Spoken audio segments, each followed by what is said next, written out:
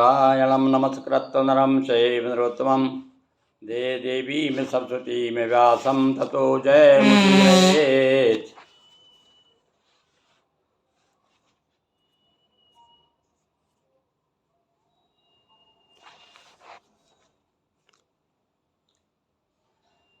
मंगलम भगवान विष्णु मंगलम गरुड़ध्वज मंगलम पुंडरीकाक्षो मंगलाय तनो हरि। बोलिए वृंदावन कृष्ण चंद्र की जय, पुरुषोत्तम मास की जय। बंधुओं, अनेक दिनों से आपके सामने हम अधिक मास की कथा सुना रहे हैं। इस कथा में यह कथा बृहदनारदीय पुराण से ली गई है और इसमें 31 अध्याय हैं।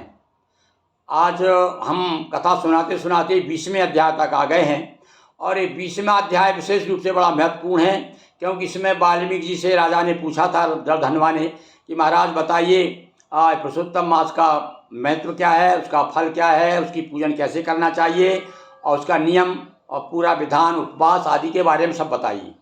तब यहाँ पर वाल्मीकि जी बताते हैं कि अच्छा भाई देखो, ये सब मासों में उत्तम मास यदि है तो वो पुरुषोत्तम मास है।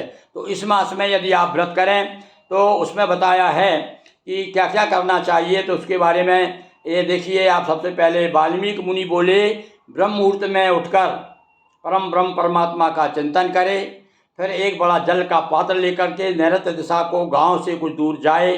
दिन में सांझ समय कान पर उपवीत लपेट कर उत्तर की ओर मुख करके पृथ्वी को घास से ढककर, सिर पर वस्त्र लपेट कर और मुख को बंद करके न थूके न बोले, इस प्रकार मलमूत्र का त्याग करे। यानी कहने का अर्थ यह है कि पुरुषोत्तम मास का महत्तम, उसका व्रत विधान बताने के बहाने से यहाँ पर पुराणकार हमें अपने जीवन की पद्धति, जो किस प्रकार से हमारे सयाने पूर्वज जिया करते थे, तो उस काल की बात बता रहे हैं। तो किस प्रकार से नियम बड़ा है तो कठिन, आजकल तो हम भैया ऐसा कुछ करते नहीं हैं, पर फिर भी ये जानने के लिए कि देखिए कैसे कैसे हमारे शास्त्रों में नियम बताए हैं और बड़े मनोवैज्ञानिक ढंग से हमारे जीवन जीने की पद्धति बताई है। तो बताया कि प्रातःकाल या जब आप, जिसे हम कहते हैं दीर्घ काल करने के जाए, गाँव में कहते हैं भैया दिशा बाहर जा रहे हैं, लोटा लेकर के लोग सुबह उठ करके, तो उसमें बताया कि सबसे पहले उठे ब्रह्म मुहूर्त में उठ करके भगवान का स्मरण करें और उसके बाद में फिर क्या करें हैं, और सांझ का सब सांझ के समय जाए, उत्तर की ओर जाए हैं, और इस प्रकार से। और रात का समय हो तो आप यदि लैट्रिन जा रहे हैं तो कहाँ जाए, तो दक्षिण दिशा की तरफ जाना चाहिए। फिर उठ करके दुर्गंध दूर करने के लिए, शुद्ध करने के लिए, अब यहाँ तक लिखा है यहाँ पर लिंग पर एक देखिए, अब आप अपनी इंद्रियों को भी आप धोना चाहिए, पवित्र शुद्ध करना चाहिए। आजकल तो हम इतना कुछ करते नहीं हैं, पर देखिए पहले बड़ा पवित्रीकरण पर बहुत ध्यान दिया जाता था। तो देखिए यहाँ तक लिखा है इसमें कि शुद्धि के लिए लिंग पर 1 बार, गुदा में 5 बार, बाएं हाथ में 3 बार, दोनों हाथों में 10 बार, दोनों पाँव में 14 बार मिट्टी लगाए, तब जाकर के आप शुद्ध होते हैं। अभी देखिए पुरानी बात तो निश्चित रूप से पहले लोग जो है माना करते थे, भाई शास्त्र वचन ब्रह्म बात जनार्दन की तरह बराबर माना करते थे।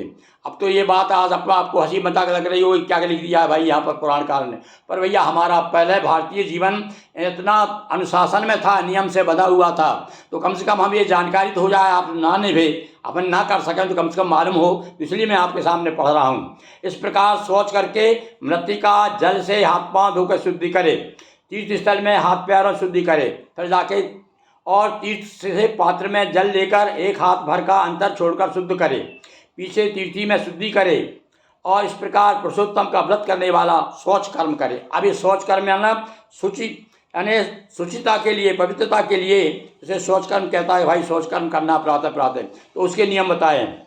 आप उसके बाद एक बात देखिए, अब आप फिर उसके बाद कहा है नंबर काय का दातून करने का। अब आजकल तो बिना दातून वहाँ तो नीम की मिलती है ना, बबूल की मिलती है, इसमें लिखा है बबूल की दातून करना चाहिए। उसके भी नियम बताए हैं, बबूल को ही जब दातून तोड़ें, दातून का भी एक मंत्र दिया भाई इसमें। अब ये मंत्र आपको हंसी, आजकल आप लोग सुन रहे हो तो मजाक लगेगी आपको कि यार ये क्या है, दातून तोड़ रहा है उसका मंत्र। नहीं भाई, हमारा भारतीय परंपरा में हम लोग इतने कृतज्ञ हैं प्रकृति के प्रति जो भी हमारे जो काम में आता है, जो हमारी सहायता करता है, हमारे जीवन को चलाने में मदद करता है।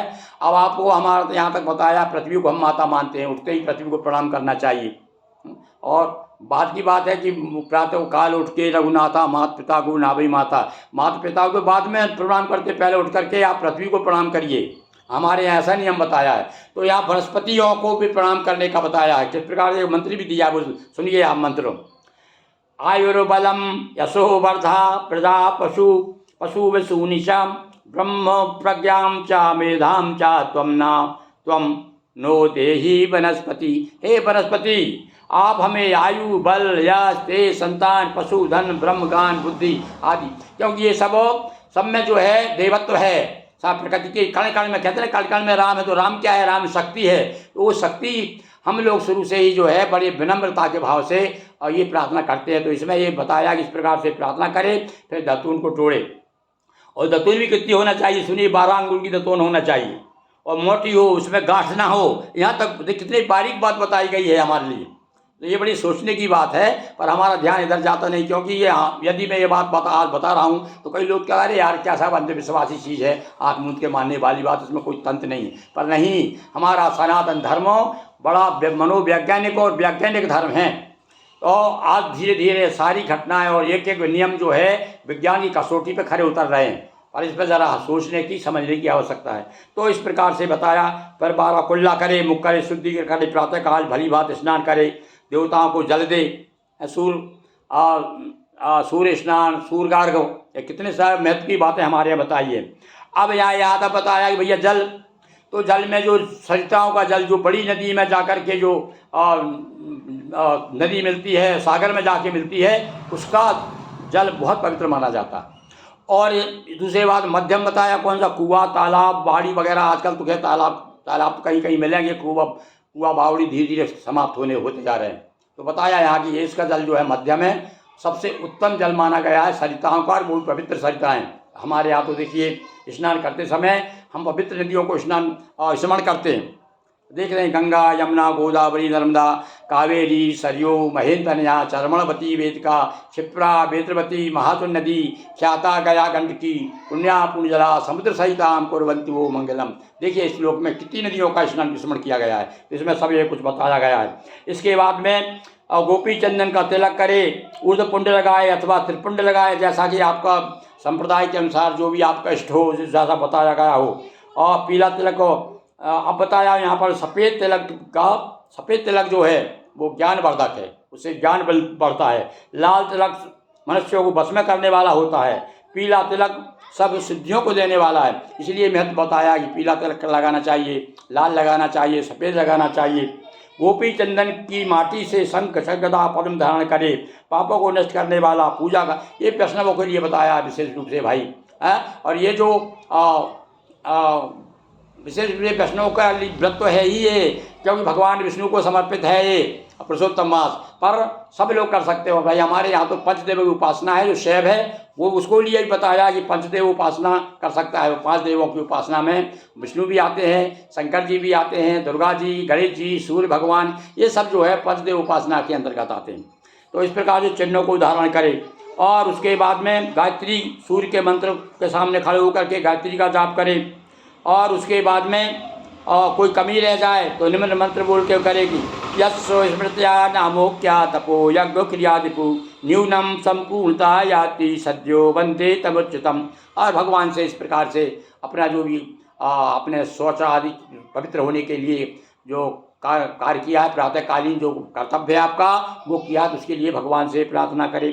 और अब देखिए आगे बताया है कि फिर क्या करे व्रती। कठिन बताया भाई, ऐसा नहीं व्रत और उपवास बिल्कुल केवल भूखे रहने से ही कुछ नहीं होता। आप हमारे तन और मन को पवित्र करने के लिए सारी विधाएं हैं कि जब उसमें लगे रहेंगे तो आपका मन भगवान की तरफ लगेगा कि भाई ऐसा करो वैसा करो। उसमें फिर लिखा शुद्ध कलश का मंडल स्थापित करो, फिर कलश में स्तुतियों का जल भरो और उसमें जल भर करके कहे है, मुख में विष्णु है, कंठ में भगवान, मूल में वो श्लोक है, उसका मंत्र है ना भाई, काय का वरुण कलश का, जब कलश की स्थापना होती है तो कहा है कलशस्य मुखे विष्णु कंठे रुद्रा समाश्रिता मूले तत्र स्थितो ब्रह्मा मध्य मादगण स्थिता कुक्षौ सागरा सप्तदीपो वसुंधरा आदि आदि सारे देवताओं का उसमें आह्वान करे, प्रार्थना करे कि आप सब लोग आइए। और ऋग्वेद सामवेद अथर्ववेद ये सब देवताओं का आह्वान किया जाता है। सारी नदियों का, गंगा गोदावरी कावेरी सरस्वती मेरी शांति के लिए, पापों का नाश करने के लिए आए। अब देखिए आप, ये इस प्रकार से यदि विधि विधान के साथ में आप कोई भी काम करते हैं तो उसका और भी विशेष अनंत गुना फल प्राप्त होता है। तो जैसे मान लीजिए भगवान का नाम तो वैसे कल्याणकारी है ही, पर उसी के नाम को आप विधि विधान से संकल्प के साथ में एक शुद्ध आसन पर बैठ करके एक समय निश्चित कर लें, उस समय पर करें तो उसका एक विशेष फल प्राप्त होता है, एक अनुष्ठान हो जाता है। तो यहाँ पर वो सब पूरा नियम बताया है। और उसके बाद में सब बताया, इस पुरुषोत्तम मास के देवता पुरुषोत्तम हैं, अतः उनकी पूजा पुरुषोत्तम मास के आने पर ही करें। पुरुषोत्तम भगवान की पूजन पुरुषोत्तम मास में ही करना चाहिए, जिसकी सेवा से संसार सागर से डूबता हुआ मनुष्य भी तर जाता है। और इस प्रकार से बताया। और धर्महीन मनुष्य का शरीर जो है बांझ वृक्ष के तरह। अब थोड़ा सा बता दिया कि जो भगवान के प्रति आस्थावान नहीं है, जो धर्म पर नहीं चलता, जो नियम पे नहीं चलता, उसके लिए बताया है। और वृद्धावस्था सिंह की भांति डराती है, व्याधियाँ शत्रु के समान पीड़ित करती है, फूटे हुए बर्तन में जैसे जल टपकता है, उसी प्रकार से प्रतिदिन हमारी आयु क्षीण होते जा रही है। ये सब बताया भाई, किस प्रकार से अपने जीवन को नश्वरता बताया कि हम यहाँ संसार में आए हैं। संसार का अर्थ ही होता है संसार यानी सरकने वाला, यानी परिवर्तनशील। तो इस परिवर्तनशील जगत में केवल एक ही हमारे सामने लक्ष्य होना चाहिए कि हम निरंतर भगवान के प्रति समर्पित हों। तो इस प्रकार से भैया पुरुषोत्तम मास में भगवान के पूजन का यह विधान ये 20वें अध्याय में आपको आज बताया गया है। तो निश्चित रूप से कुछ ना कुछ आपको एक नई जानकारी प्राप्त हुई होगी, और इसके अनुसार यदि आप चल सकें तो बहुत ही उत्तम बात होगी। बोलिए वृंदावन कृष्ण चंद्र की जय। हर हर महादेव शंभो।